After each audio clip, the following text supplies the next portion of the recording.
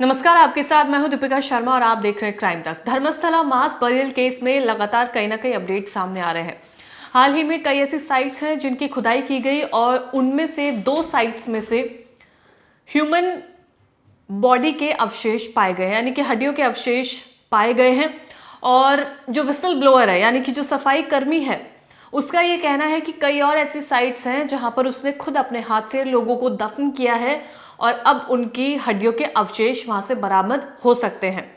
इसके अलावा धर्मस्थला का जो ये पूरा मामला है उसमें आज साइट नंबर 13 पर जमीन के नीचे से कुछ ना कुछ मिलने की आशंकाएं जताई जा रही है, क्योंकि ये जो साइट नंबर 13 है इसमें बताया जा रहा है कि सबसे ज्यादा लाशें उस सफाई कर्मचारी ने दफन की थी और इस जमीन में से जीपीआर का इस्तेमाल किया जाएगा, यानी कि ग्राउंड पेनिट्रेटिंग रडार के जरिए उन अवशेषों को जांच किया जाएगा, यानी कि जमीन के अंदर वो अवशेष मौजूद है या नहीं है, वो इस जीपीआर सिस्टम से इस्तेमाल करके किया जाएगा। मीडिया में छपी रिपोर्ट के मुताबिक जीपीआर सोमवार को बेलथांगड़ी पहुंच चुका है और इसी टेक्निक का इस्तेमाल करके जमीन के नीचे जो संभावित मानव अवशेष हैं, हड्डियों के जो अवशेष हैं, उनका पता लगाने का जो प्रोसेस है वो पूरा किया जाएगा। यानी कि साइट नंबर 13 जो इस पूरे केस में सबसे महत्वपूर्ण मानी जा रही है, आज सोमवार को उसमें खुदाई हो सकती है और उससे ये दावा किया जा रहा है कि उसमें सबसे ज्यादा अवशेष पाए जा सकते हैं। अब तक एसआईटी ने मामले में विसल ब्लोअर द्वारा दिखाए गए 15 जगहों की खुदाई की है और साइट 6 और 11A में से मानव अवशेष बरामद किए गए हैं। बाकी की जो साइट पर खुदाई की गई थी वहां से कुछ भी बरामद नहीं किया गया था।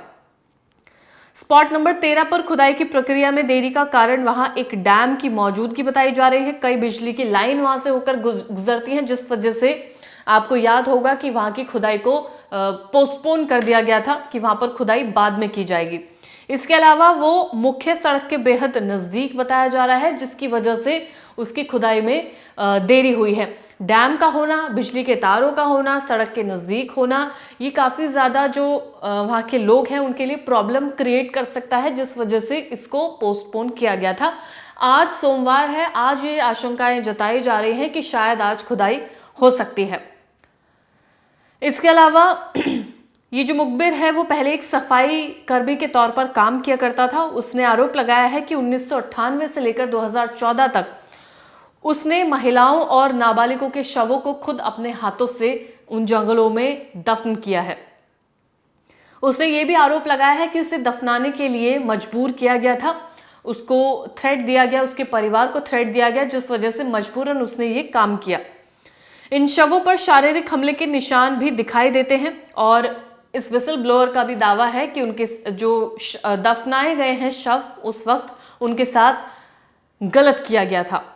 करीब ऐसे 50 स्पॉट हैं जो सफाई कर्मचारी ने बताए हैं। उनमें से कुछ की खुदाई कर ली गई है, कुछ एसआईटी अभी तय करेगी कि बाकी की खुदाई कब की जानी है। साइट नंबर 13 पर विशेष करके ध्यान दिया जा रहा है क्योंकि उसमें विसल ब्लोअर ने यह बताया है कि वहां पे सबसे ज्यादा उसने शवों को दफनाया था।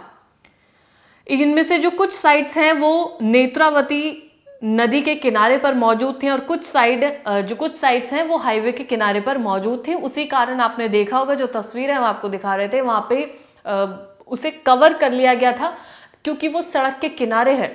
किसी भी सबूत से छेड़छाड़ ना की जा सके, कोई भी तस्वीरें पहले ना खींची जा सके, पहले उनकी जांच की जाए तब आगे बात पहुंचे। इस वजह से उस पूरे एरिया को सिक्योरिटी रीजंस की वजह से कवर कर लिया गया था।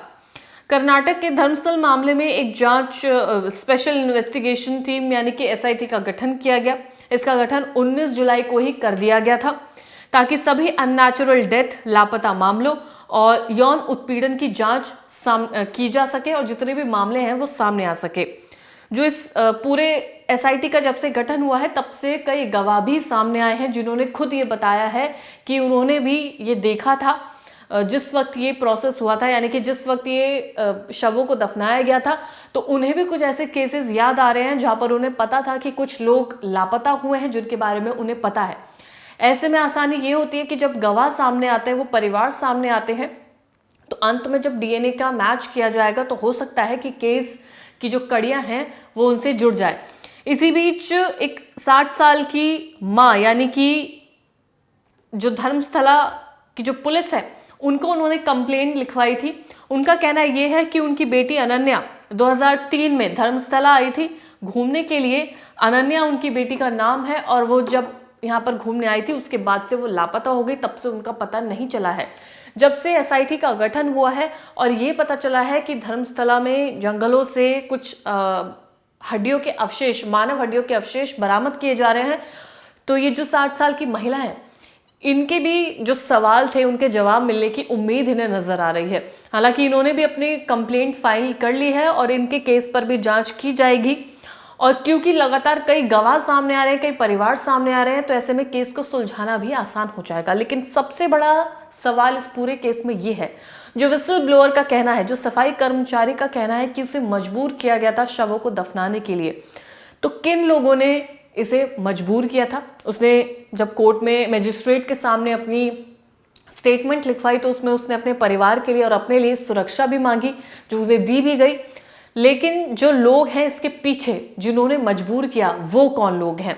जब डीएनए की जांच की जाएगी, जब रिपोर्ट सामने आएगी, हालांकि पहले तो खुदाई की प्रक्रिया अभी खत्म नहीं हुई है, वो खत्म होगी जब सारे सबूत मिल जाएंगे, उसके बाद डीएनए की जांच की जाएगी।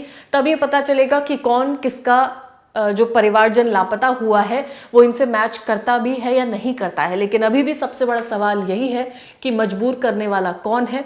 ये भी बताया विसल ब्लोअर ने कि जिन के शव दफनाए गए हैं उनमें ज्यादातर महिलाएं और बच्चे शामिल हैं, जिनके साथ या तो रेप हुआ है या उनका कत्ल कर दिया गया है, फिर उन्हें दफनाया गया है। तो कौन वो लोग हैं जिन्होंने रेप किया, कौन वो लोग हैं जिन्होंने कत्ल किया, कौन वो लोग हैं जो इसके पीछे थे, जिन्होंने सफाई कर्मचारी को मजबूर किया और फिर इन शवों को दफनाया गया? इतने साल बीत चुके हैं, इससे पहले ये चीजें सामने क्यों नहीं आई? अगर सामने आई तो किसने इन चीजों को दबाया या दबाने की कोशिश की? हालांकि अब पूरा सच धीरे धीरे सामने आता हुआ नजर आ रहा है। धर्मस्थला से जुड़े जितने भी अपडेट्स हैं क्राइम तक आपको लगातार देता रहेगा। धन्यवाद।